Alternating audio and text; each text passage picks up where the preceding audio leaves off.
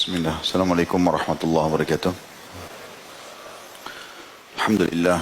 Wassalatu wassalamu ala rasulillah. Segala puji dan puja kehadirat Allah subhanahu wa ta'ala, juga salawat dan taslim kepada Nabi besar Muhammad sallallahu alaihi wa sahbihi wasallam. Kita melanjutkan tema teman-teman sekalian, obat bagi hati yang keras. Yang pertama sekali adalah membaca Al-Quran.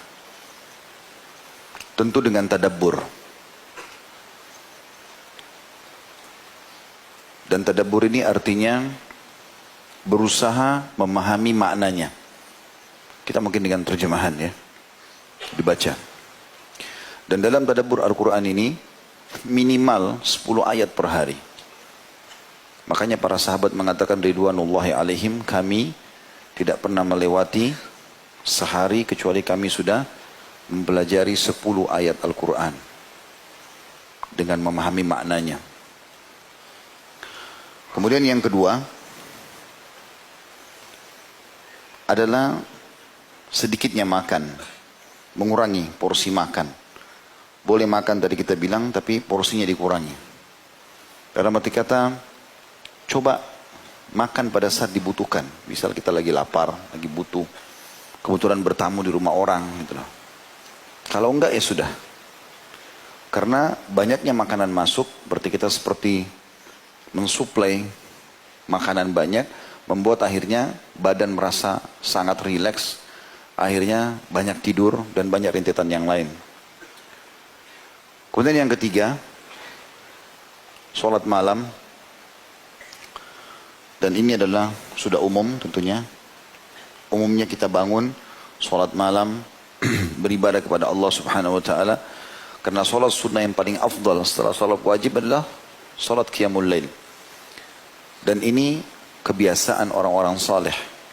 Sudah menjadi kebiasaan mereka, tidak mungkin lewat satu malam kecuali sholat malam. Dan Nabi SAW saking rutinnya kerjakan sholat tahajud itu sampai-sampai kalau beliau kelewatan tidur, misalnya bangun sudah azan subuh, maka beliau SAW mengerjakan sebelum waktu duha 12 rakaat. Yang tadinya sholat malam 11 rakaat. Kemudian yang keempat adalah mendekatkan diri kepada Allah di waktu sahur atau di waktu menjelang subuh dengan doa. Jadi doa secara khusus di waktu itu diperlukan. Itu untuk melunakkan hati. Karena orang lebih khusyuk, lebih segala macam. Dan yang kelima, duduk dengan orang-orang soleh. 5 hal ini digabung di satu statement yang disampaikan oleh Ibrahim Al-Khawwash atau Khawwas rahimahullah. Beliau mengatakan dawa'ul qalbi khamsu asya. Obat hati yang keras ada 5. Qiraatul Quran bit tadabbur. Membaca Al-Quran dengan tadabbur. Wa khala'ul batan. Mengosongkan perut. Nanti kata membatasi makanan tadi. Wa qiyamul lail. Selalu rutin bangun sholat malam. Udah nggak boleh lagi lewat malam kecuali antum sholat. Walaupun cuma 2 rakaat. Nanti kalau sehari, 2 hari, seminggu, sebulan terbiasa, kita akan rasakan kenikmatannya dan sudah menjadi sebuah pola. Pada saat itu syaitan sudah nggak bisa goda kita lagi. Karena kalau kita masih stuck di satu tempat, saya pernah kasih gambaran tuh, kita sama syaitan itu seperti orang yang mau lomba lari. Kalau kita masih diam di tempat garis start, maka dia berleluasa untuk menjatuhkan semangat kita. Kau nggak bisa, kau begini, segala macam. Tapi kalau kita mulai lari, walaupun lari kecil, dia kalau mau menggoda kita, dia harus juga berlari. Dan harus supaya dia bisa menggoda kita, atau mengalahkan kita, dia harus lebih cepat dari kita. Kalau antum berlari kencang, maka dia akan lebih kerepotan. Maknanya apa? Lakukan ibadah itu dulu. Rutinkan. Nanti kalau dia sudah tercintakan dalam jiwa, sudah terbiasa, jadi nyaman, akhirnya jadi kebiasaan. Dan itu syaitan sudah sulit untuk goda. Yang keempat, wattadarru 'inda sahar. Mendekatkan diri secara khusus kepada Allah di waktu-waktu sahar. Sahar itu maksudnya di waktu subuh, itu menjelang subuh. Di sini khususnya dengan doa. Terutama doa. Makanya Nabi SAW mengatakan siapa yang terkaget di malam hari. Banyak orang kaget pertengahan malam. Lalu dia baca la ilaha illallah wahdahu la syarikalah lahul mulku wa lahul hamdu wa huwa ala kulli syai'in qadir. Langsung mengingat Allah. Subhanallah walhamdulillah wa la ilaha illallah Allahu akbar wa la hawla wa la quwata illa billahil aliyil azim. Allahumma gfirli. 3 jenis zikir digabung. La ilaha illallah wahdahu la syarika lah sampai akhir. Subhanallah alhamdulillah wa la ilaha illallah akbar dan wala haula wala quwata illa billahil aliyil azim. Lalu ditambah dengan satu pendek doa, Allahumma gfirli. Ya Allah ampunilah aku. Apa kata Nabi SAW? Maka akan diampuni semua dosanya yang lalu. Kalau dia berdoa, diijabah doanya. Dia memohon ampun, diampuni dosanya. Maaf, kalau dia sholat diterima. Ya, jadi ini resep yang luar biasa. Kemudian yang kelima beliau mengatakan, wa mujalasatus salihin, dan duduk ya bersama orang-orang saleh. Ya, jadi berteman sama mereka, dan itu sudah pernah saya bilang teman-teman sekalian. Yang kita harus garis bawahi adalah berteman itu orang saleh dan saleh di majelis ilmu, di masjid. Tidak akan kita temukan mereka banyak di jalan atau di pasar-pasar. Di majelis begini, lihat kalau ada orang baik, orang soleh dan soleh di depan kita, kenalan, laki-laki sama laki-laki, perempuan sama perempuan, kemudian jadikan dia sebagai sahabat kita. Imam Ahmad punya sebuah statement berhubungan dengan masalah ini. Di antara statement yang dijelaskan itu adalah, dengan apa, waktu beliau ditanya, dengan apa hati bisa jadi lunak? Maka kata beliau, wahai anakku, kepada orang yang bertanya, dengan makanan yang halal. Maknanya, kalau kau pun harus makan, makan dari sumber yang halal. Sehingga betul-betul bisa selamat daripada masalah tadi. Kemudian yang selanjutnya, yang keenam ya, tadi kan sudah 5 ya. Sebenarnya poin 1 tapi ada 5 hal disebutkan tadi. Tapi saya sudah gabungkan 5. Berarti yang keenam sekarang adalah rutin menghadiri majelis ilmu. Seperti insya Allah untuk hadiri seperti sekarang. Akan beda iman kita sebelum hadir dan sesudah hadir. Ini sudah masyhur, gitu kan. Dan para sahabat sangat merindukan majelis Nabi SAW. Sampai dalam sebuah riwayat Sahih riwayat Bukhari, Irbat ibn Sariyah yang masyhur radhiyallahu anhu mengatakan, suatu hari kami pernah mengerjakan sholat bersama Nabi SAW. Kemudian setelah sholat beliau menghadap ke arah kami lalu mengingatkan kepada kami peringatan yang melunakkan hati-hati kami dan membuat mata-mata kami menangis. Ya. Jadi memang majelis ilmu itu manfaatnya besar sekali. Jadi kalau antum bubar dan majelis ilmu ini merasa lebih dekat dengan Allah, lebih takut, takut berbuat maksiat, lebih semangat buat ibadah, itu efek ilmu. Kalau sekali antum hadir sejam 2 jam begini bisa berefek, bagaimana kalau setiap hari hadir? Bagaimana kalau setiap saat dengarkan? Yang ketujuh, sering berziarah kubur dan mengingat kematian. Ada murid seorang Imam Ahmad bernama Abu Talib. Dia berkata, seorang laki-laki pernah bertanya kepada Abu Abdillah atau Imam Ahmad tentang bagaimana melunakkan hati. Maka beliau mengatakan, masuklah ke dalam pemakaman. Di situ sejenak, renungi dan usaplah kepala anak yatim. Apa yang kita saksi bahasan adalah masalah mendatangi kuburan. Sa'id ibn Jubair rahimahullah berkata, dan Rabi ibn Abi Rashid berkata, "Lau faraka dzikrul mauti qalbi sa'a khashitu an yabsuda qalbi." Seandainya mengingat kematian terpisah dari hatiku sekejap saja, dia sempat aku tidak mengingat kalau aku akan mati, maka aku takut hatiku menjadi rusak. Juga Aisyah radhiyallahu anha pernah ditanya tentang keluhan masalah kerasnya hati. Maka beliau berkata, perbanyaklah mengingat kematian. Engkau akan mendapatkan apa yang kau inginkan.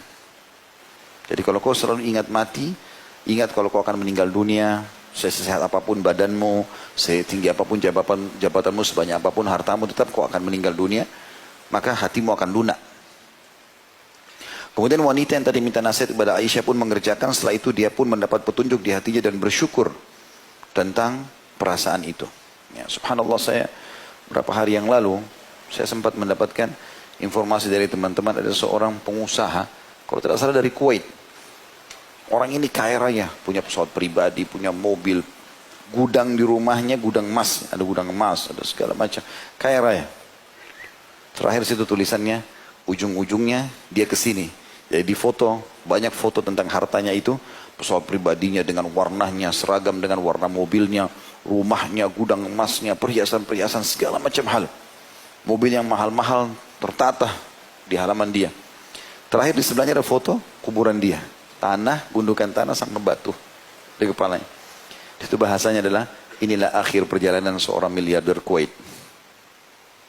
Bukan tidak boleh mengumpulkan harta, tapi harus sadar teman-teman, kita akan kembali ke sana. Dan sebagaimana kita lahir dalam kondisi hanya menggunakan satu kain selimut pada saat kita lahir, telanjang lahir kita juga meninggal begitu. Telanjang semua, nggak ada lagi ini jabatan, ya semuanya perangkat-perangkat semua, ya ini tidak akan dibawa. Semua hanya jadi kenangan. Oh itu mobilnya fulan, oh itu sepatunya dia, oh itu istrinya, oh itu suaminya, oh itu anaknya. Selesai. Itu bahan ceritanya orang. Tapi antum bertanggung jawab sendiri depan Allah hari kiamat. Ingat itu. Akan mati. Hati-hati dengan itu. Kemudian yang selanjutnya adalah berbuat baik dengan semua orang miskin, orang yang susah. Ini yang keberapa? Yang ke-8. Berbuat baik.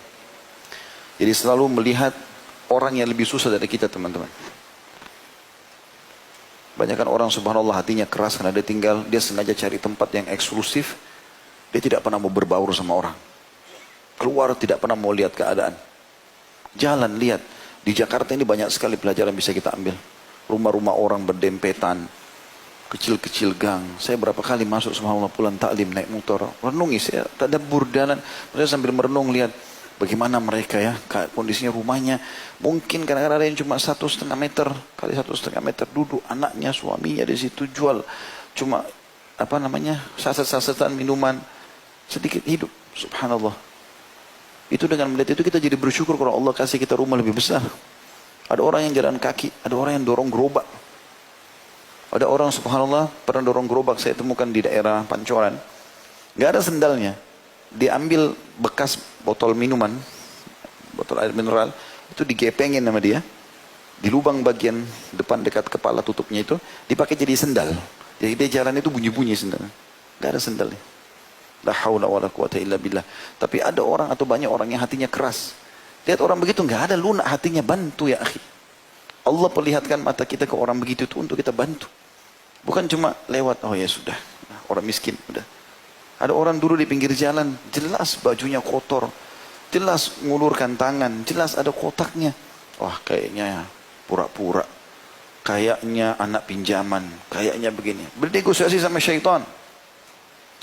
Tugas kita kalau ada kesempatan ibadah, eksekusi, bukan negosiasi. Hah? Ada kesempatan langsung kasih. Dan usahakan antum berlumba dengan siapapun. Ada orang miskin, jangan tunggu orang lain memulainya, antum memulainya. Karena kalau kita memulai dan orang lain ikuti, kita akan panen pahala mereka semua. Kan begitu di zaman Nabi SAW kan, waktu Nabi lihat orang-orang miskin datang, bajunya, badan mereka kurus, wajahnya sampai merah kehitam-hitaman. Nabi sudah tahu orang miskin akan minta. Nabi naik ke mimbar, motivasi para sahabat, ayo bersedekahlah, ayo beginilah, ayo begitulah. Tidak akan berkurang harta seorang karena sedekah. Semua sahabat semangat, tapi diam, nggak ada yang berdiri. Ada satu sahabat dari belakang maju langsung. Dia taruh kain. Lalu dia mengatakan, ya Rasulullah, dikorek kantongnya semua. Ini sedekah saya. Waktu lihat orang ini satu buat, satu masjid datang. Pada nyumbang semua. Apa kata Nabi SAW? Man dalla ala khairin, kana lahu mithul ajri fa'il. Min ghairi yanqus min ajri fa'ili syai'a. Siapa yang menjadi penyebab orang lain melakukan perbuatan baik, dia akan panen pahalanya. Orang ini hanya karena dia memulainya, maka orang lain ikuti, dia panen semua pahalanya satu masjid. Banyak orang subhanallah dia tunggu dulu orang lain buat baru dia mau buat. Nah, kalau orang lain tidak buat ya sudah dia juga nggak buat. Kita malu pada tempatnya, malu kalau bermaksiat kepada Allah, malu kalau ambil bukan hak kita. Tapi kalau dalam beramal soleh nggak ada malu ini. Kerjakan. Bahkan kaidah syariah jelas. Dalam hal ibadah kita harus mendahulukan diri kita dari orang lain. Kerjakan dulu baru ajak orang lain. Saf pertama kosong, masuk dulu. Jangan bilang silakan Pak, dia di saf kedua. Orang lain masuk surga atau dapat pahala lebih banyak, dia sedikit. Hah? Ini pernah saya kasih contoh begitu. Antum lagi naik mobil sama teman, ada orang miskin, ketuk-ketuk kaca. Dibukalah, teman antum menyumbang. Apa yang antum lakukan biasanya? Oh sudah, teman saya kan sudah bantu. Ya akhi, dan ukhti, lihat teman antum, dicatat pahala antum sendiri cuma lihat. Seakan-akan, oh nanti dia dibalas surga, saya cuma lihat saja. Ikut. Kasih. Kalau perlu kita duluan, itu orang miskin, berhenti dulu sebentar. Kasih. Teman kita ikut, kita dapat pahala dia. Bersaing dalam itu. Itu yang Allah sebutkan dalam Al-Quran. وَفِي ذَلِكَ فَلْيَتَنَافَسِ الْمُتَنَافِسُونَ. Disitulah orang-orang mukmin harus saling bersaing dalam mengejar pahala itu. Disebutkan dalam sebuah hadis dari Nabi SAW, kata beliau, in aradta an yalina qalbak fa'at'imil miskin wamsah ra'sal yatim. Kalau kau ingin hatimu lunak, menjadi baik, ya, hatimu lunak, maka berilah makan orang miskin dan usaplah selalu kepala anak yatim. Ya.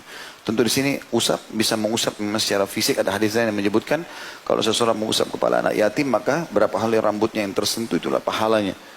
Bentuk kasih sayang kepada mereka. Bentuk kasih sayang kepada mereka. Kemudian yang terakhir teman-teman sekalian, selalu berdoa kepada Allah Subhanahu wa taala. Agar tentu di sini masuk namanya dalam masalah poin ini adalah berdoa, berzikir. Selalu dilakukan. Jangan pernah antum diam, dalam arti kata diam di sini tidak ada zikrullah atau doa. Antum ngomong atau zikrullah. Diam pun itu harus masuk dalam zikrullah, artinya tidak ngomong sama manusia tapi kita berzikir kepada Allah atau kita bertafakkur. Karena memang orang-orang yang sering berzikir, astagfirullah wa atubu ilaih, astagfirullah wa atubu, lagi di kereta api, lagi di bus, lagi di jalan, lagi naik motor, lagi istighfar terus. Baca salawat terus. Ya, baca la haula wala quwata illa billah. Terus ulang-ulangi zikrullah. Dan Allah mengatakan tentang masalah itu dalam surah Ar-Ra'd, surah nomor 13 ayat 28. A'udzu billahi minasyaitonir rajim. Alladzina amanu wa tatma'innu qulubuhum bidzikrillah, ala bidzikrillah tatma'innul qulub. Orang-orang yang beriman dan hati mereka menjadi tentram mengingat Allah. Ingatlah, hanya dengan mengingat Allah hati itu akan tentram. Artinya dalam setiap keadaan maka pasti akan tentram. Begitu juga dengan doa. Rutin berdoa teman-teman sekalian. Walaupun itu bukan sesuatu hajat yang besar. Saya pernah berbagi kalau masih ingat. Misalnya antum mau keluar ke satu mall, mau belanja. Apa ruginya teman-teman? Mohon kepada Allah, ya Allah mudahkan parkiran buat saya. Ya Allah mudahkan makanan yang saya mau beli. Ya Allah mudahkan baju yang saya cari. Apa susahnya? Gak ada susahnya. Tapi doa itu adalah ibadah. Bahkan kata Nabi SAW, doa huwal ibadah. Doa itu yang rutin dikerjakan adalah inti daripada ibadah itu sendiri. Kalau kita nggak biasa berdoa, maka susun kata-kata pun doa kita tidak ada. Tapi kalau kita sudah rutin berdoa, maka nanti Allah akan datangkan di hati kita, ya terlintas di benak kita, terlucap di lisan kita, doa-doa yang kita tidak pernah berpikir sebelumnya.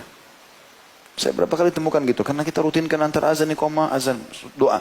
Ada kesempatan berdoa. Maka ada saja subhanallah kadang-kadang saya lagi berdoa. Kalimat ini tidak terlintas di benak saya, tapi kita sebutkan. Ya Allah berikan ini, ya Allah berikan itu. Ternyata dengan rutinnya kita melakukan itu, maka akan menjadi sebuah tambahan atau Allah akan berikan tambahan dalam ibadah itu sendiri. Jadi doa sama zikrullah adalah penutupan dari bahasan kita ini insyaAllah. Semoga Allah SWT menjadikan kita yang memiliki hati yang lunak, terisi dengan keimanan dan selalu beristiqamah dalam ibadah kepada Allah SWT sampai ajal datang nanti insyaAllah dan Allah ridho kepada kita. Dan semoga seluruh dosa yang pernah kita kerjakan diganti dan dimaafkan oleh Allah SWT, diganti menjadi pahala tentunya. Baik, insya Allah kita akan bertemu lagi di Rabu akan datang dengan izin Allah SWT. Dan hari Sabtu insya Allah akan ada serial sahabat kita seperti biasa. Saya mengajak teman-teman untuk datang dan juga menyebarluaskan informasi itu. Kita akan menjawab atau menjelaskan insya Allah sahabat yang mulia Abu Ayyub Al-Ansari radhiyallahu anhu. Subhanakallahumma bihamdika asyhadu an la ilaha illa anta astaghfiruka wa atubu ilaik. Wassalamualaikum warahmatullahi wabarakatuh.